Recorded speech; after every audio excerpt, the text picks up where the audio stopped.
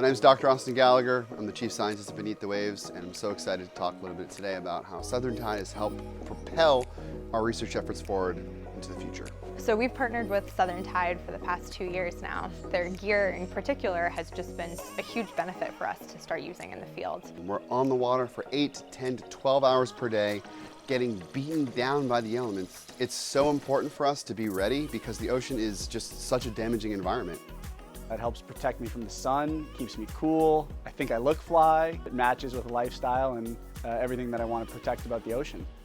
We've been able to use their gear all over the Caribbean, from the Bahamas to Turks and Caicos and the Dutch Caribbean and even the United States. And it's helped our team weather the elements, whether we're talking about squalls, thunderstorms, or even being underwater. Southern Tide's been right there with us. And it's helped us as we've gone on this journey to create so many unique discoveries that'll hopefully create a more sustainable future in our oceans.